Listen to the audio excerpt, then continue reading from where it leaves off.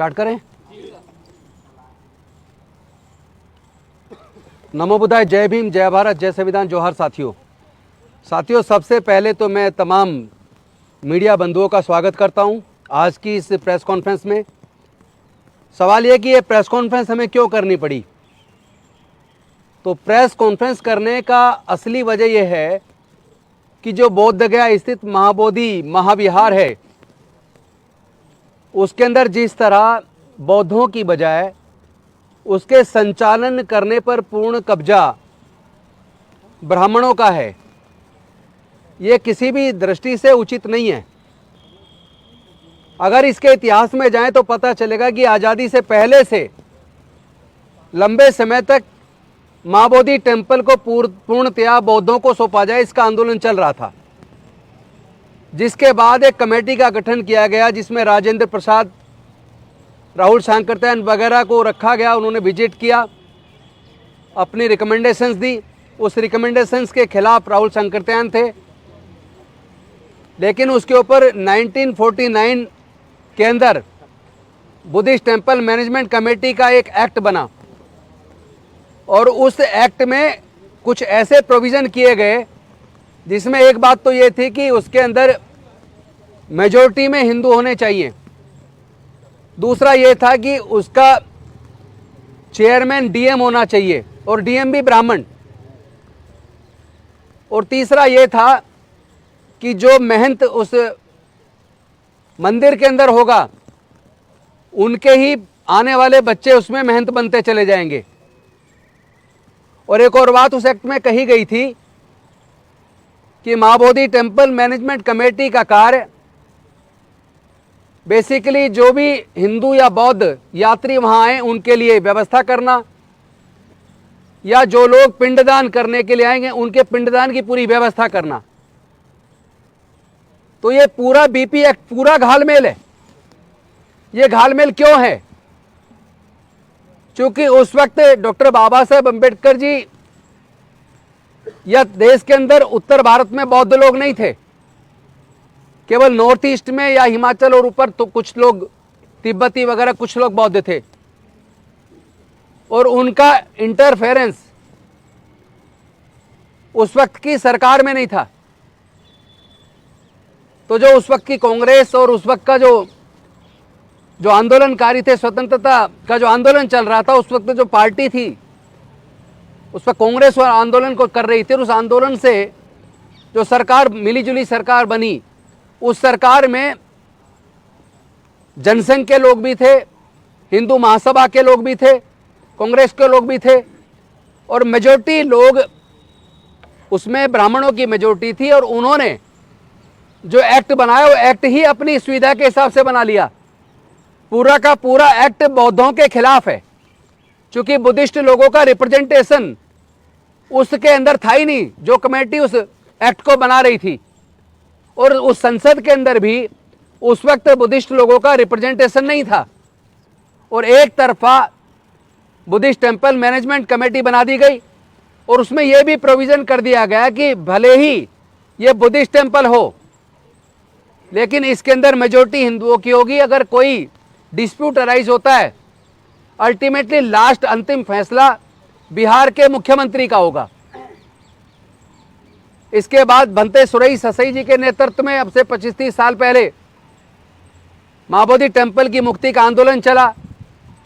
उस आंदोलन के बाद केवल इतना बदलाव हुआ कि जो उसमें एक व्यवस्था थी कि डीएम हिंदू ब्राह्मण होना चाहिए, ब्राह्मण की बजाय उसमें हिंदू कर दिया कि कोई भी हिंदू जो डीएम होगा वो उसका चेयरमैन होगा। तो 4 सदस्य बौद्ध और 4 सदस्य ब्राह्मण पंडे और डीएम उसका चेयरमैन। इस व्यवस्था में भी फिर देखिए कि जो महंत है वो भी ब्राह्मण, और जो 40 के करीब कर्मचारी हैं उसमें, उसके मैनेजमेंट को जो देखने वाले 40 के करीब कर्मचारी, उसमें भी मेजॉरिटी में ब्राह्मण। मैं पूछना चाहता हूं, किसी दूसरे धर्म के धार्मिक स्थल पर क्या मैनेजमेंट कमेटी में किसी अन्य धर्म के व्यक्ति को मैनेजमेंट कमेटी में कहीं पूरे दुनिया के अंदर कहीं रखा जाता है? अगर हम देखें, चाहे कोई चर्च हो तो चर्च के अंदर मैनेजमेंट कमेटी में केवल क्रिश्चियंस लोग होते हैं, ईसाई लोग होते हैं, कोई दूसरे धर्म का नहीं होता। इसी तरह मस्जिद के अंदर मैनेजमेंट कमेटी में केवल मुस्लिम लोग होते हैं, कोई दूसरे धर्म का नहीं होता। इसी तरह गुरुद्वारों के अंदर मैनेजमेंट कमेटी में केवल सिख होते हैं, कोई दूसरे धर्म का नहीं होता। इसी तरह हिंदू के मंदिरों में केवल हिंदू लोग मैनेजमेंट कमेटी में होते हैं, कोई दूसरा नहीं होता। अभी जो आपने देखा होगा साकेत नगरी, जिसको आज अयोध्या कहते हैं, वहाँ जो खुदाई हुई थी सारे अवशेष बुद्ध के निकले थे। लेकिन जब वहाँ बाबरी मस्जिद को तोड़कर राम मंदिर का निर्माण हुआ, वहाँ भी जो मैनेजमेंट कमेटी बनी उसमें भी किसी अन्य धर्म का व्यक्ति नहीं है। इसका मतलब ये तो स्पष्ट है कि महाबोधि टेम्पल को छोड़कर देश के अंदर जितने भी धर्मों के धार्मिक स्थल हैं, वहाँ उनके संचालन में उस धर्म से अलग किसी दूसरे धर्म के लोग मैनेजमेंट कमेटी में नहीं है।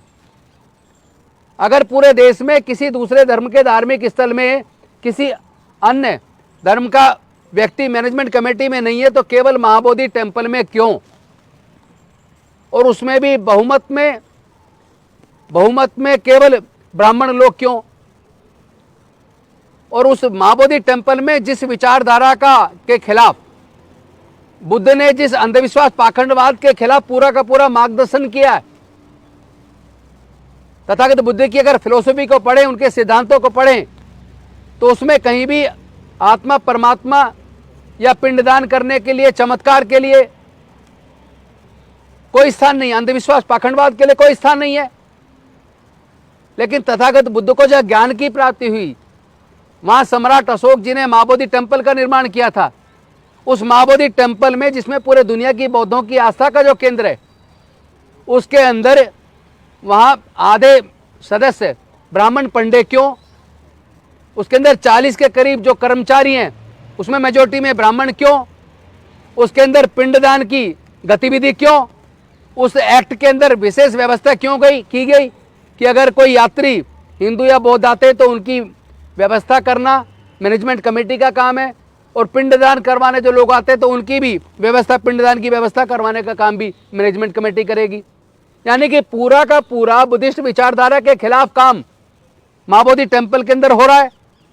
क्या देश की सरकार को या राज्य सरकार को ये दिख नहीं रहा है?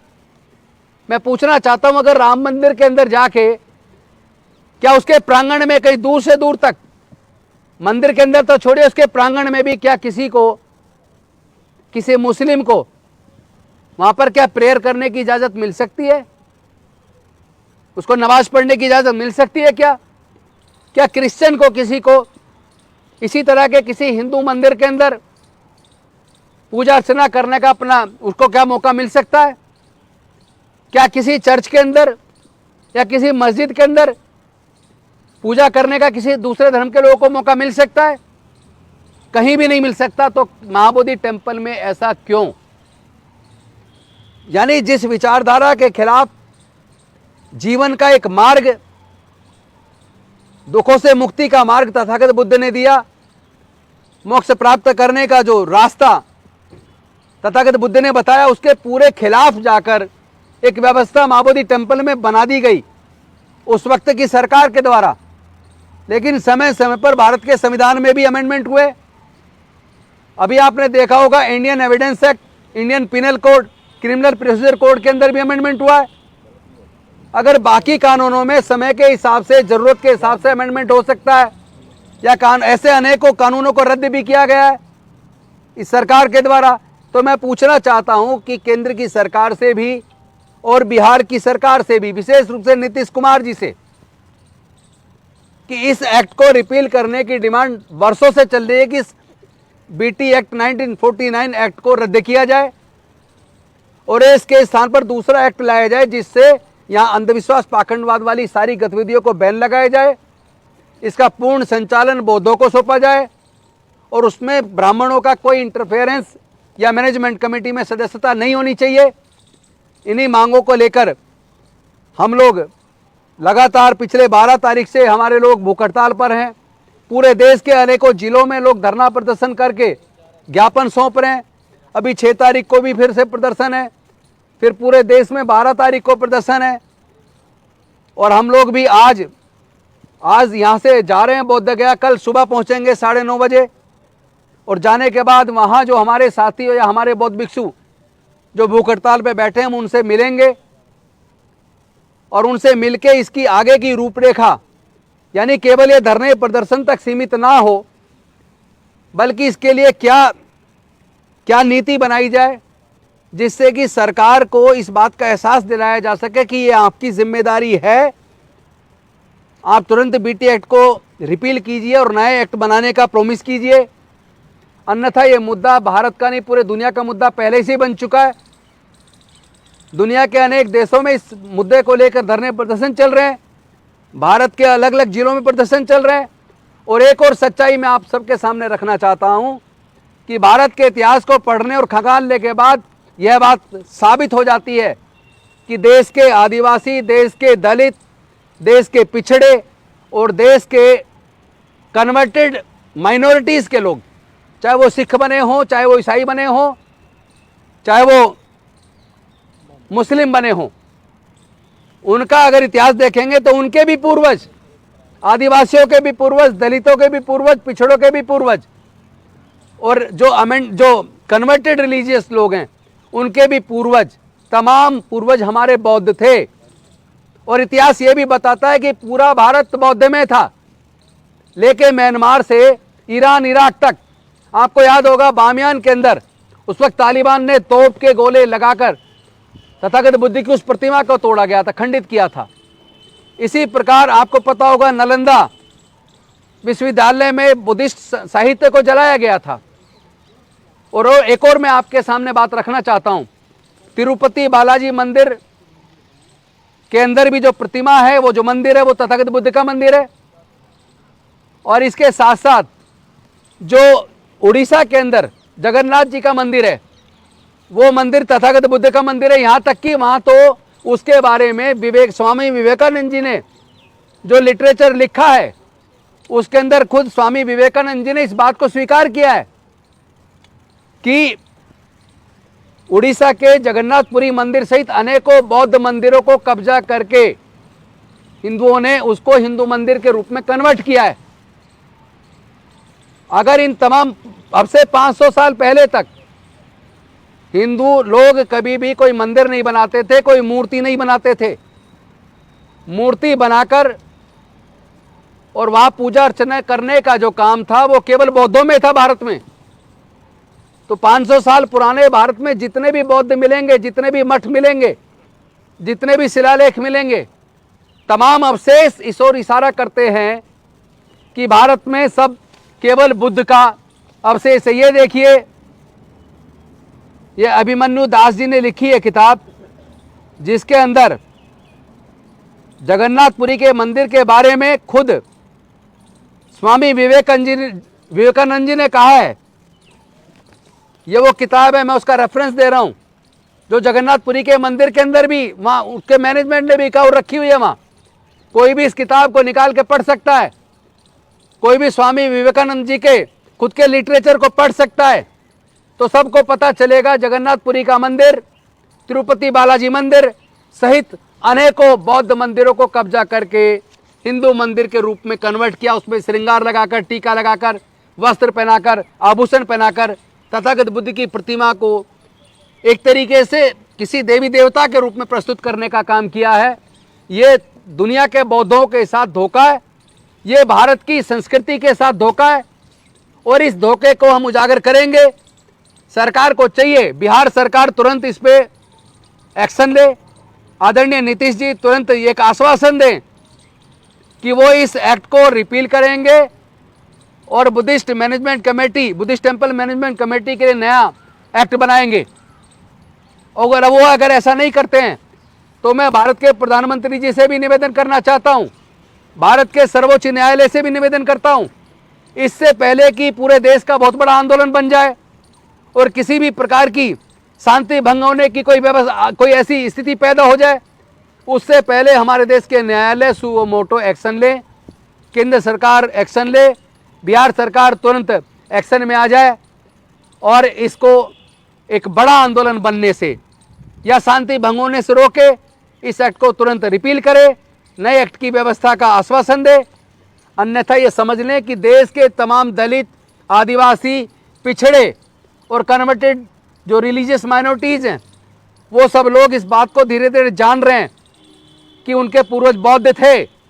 इसका मतलब भारत में 90% से ज़्यादा लोग बौद्ध थे और वो सारे एकजुट होकर पूरे देश के अंदर इसको एक बहुत बड़ा आंदोलन बनाने वाले हैं।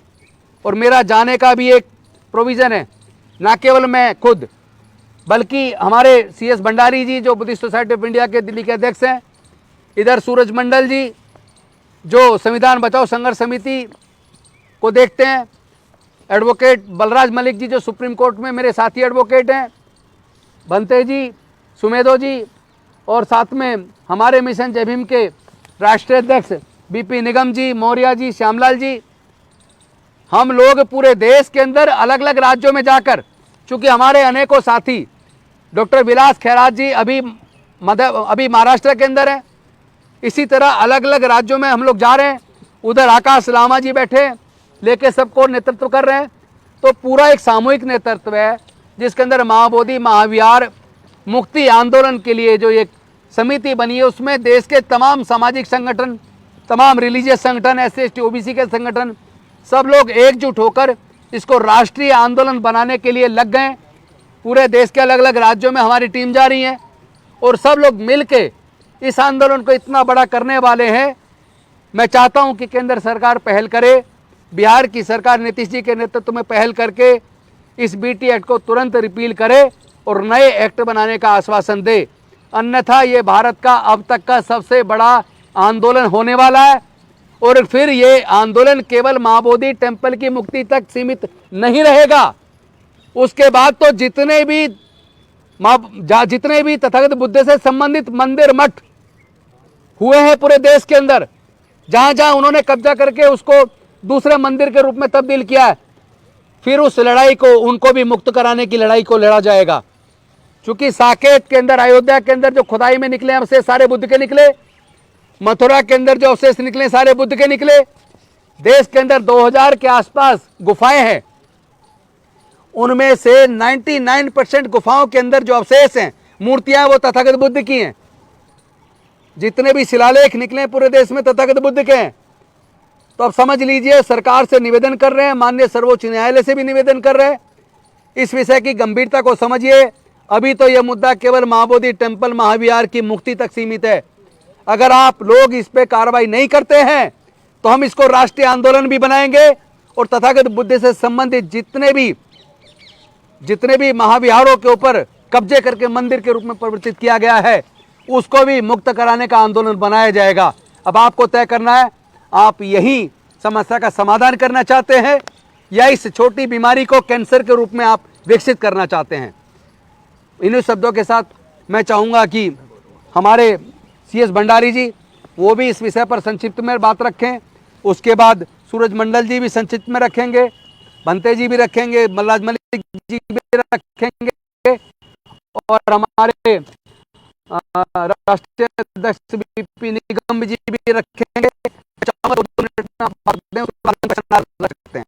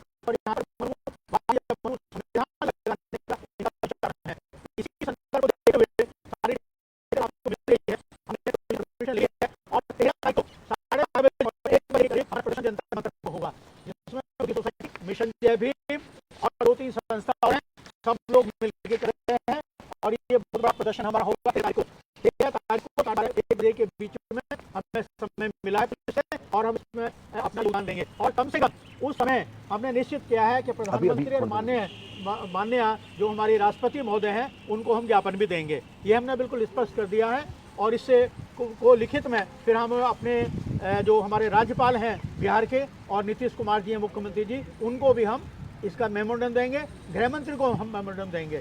इन्हीं शब्दों के साथ सभी से पुनः निवेदन है कि 13 तारीख को सब लोग ज़्यादा से ज़्यादा संख्या वहाँ पर पहुँचाएं।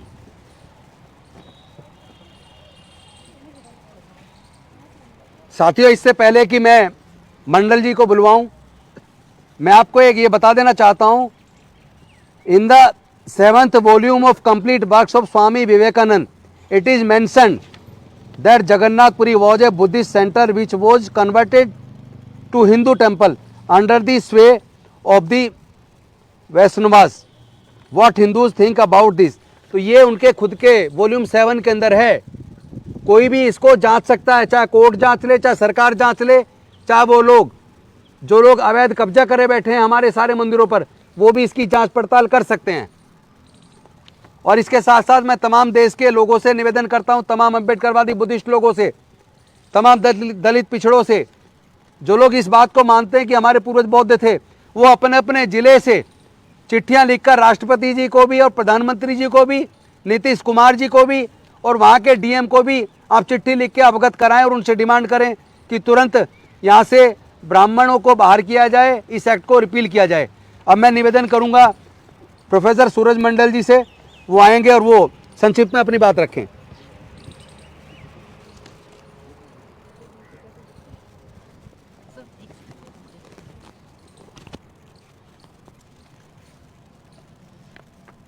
नमो बुद्धाय, जय भीम, जय मंडल। मैं जस्ट पहली बात तो ये कहना चाहता हूँ कि ये जो आंदोलन है, जो महाबोधि मंदिर को मुक्ति के लिए जो आंदोलन है, इसमें ये मैं अपील भी करूँगा कि पिछड़े वर्ग के लोग खास तौर से इसमें सम्मिलित हों, क्योंकि एक आम धारणा बनाई जाती है कि बौद्ध जो होते हैं वो अधिकतर दलित समुदाय से या अत्यंत जो पिछड़े वर्ग हैं उनसे है। मैं आपको ध्यान दिलाना चाहता हूं कि तमाम ऐसे बौद्ध जो भी जहां भी बौद्ध विहार है बड़े जगह पे बिहार में, वो वैसे ही जगह पे हैं जहां बड़ी संख्या में पिछड़े वर्ग के लोग हैं। और एक खास बात है कि जो ये मुद्दा है, जो एक धार्मिक मुद्दा है, जो पार्टी अपने वजूद को धर्म के आधार पर रखती है, जो एक कुंभ के स्नान के लिए ये घोषणा करती है कि 40-50 करोड़ लोगों को हमने वहाँ पर इकट्ठा कर दिया, वो एक दूसरे धर्म के बात को और संवेदनशील बात को किस तरह से भूल जाती है, के प्रतिनिधि, जिसके कॉरपोरेट प्रतिनिधि मोहतरमा जब विदेश जाती है तो पहला लाइन बोलती है कि I come from the land of Buddhas, और वो व्यक्ति और वो पार्टी इसके प्रति असंवेदनशील है। एक बात कह के मैं अपनी बात समाप्त करता हूं कि बीपी मंडल जब बिहार के मुख्यमंत्री बने थे 1 फरवरी 1968 को, तो जो प्रथम धार्मिक स्थल जो उन्होंने विजिट किया था वो महाबोधि टेम्पल था। और ये खास हिदायत के साथ, 2 हिदायत के साथ, पहला हिदायत उन्होंने जो आयोजक थे उनको कहा कि पुलिस संरक्षण में बिहार के मुख्यमंत्री नहीं जा रहे हैं, एक पिछड़े वर्ग के नेता बीपी मंडल अपने पिछड़े वर्ग के साथियों से और महात्मा बुद्ध के प्रति श्रद्धा रखने वाले लोगों से मिलने जा रहे हैं, ये घोषणा करके वो गए थे। और उन्होंने कहा था कि पुलिस बंदोबस्त के अंतर्गत मैं नहीं जाऊंगा।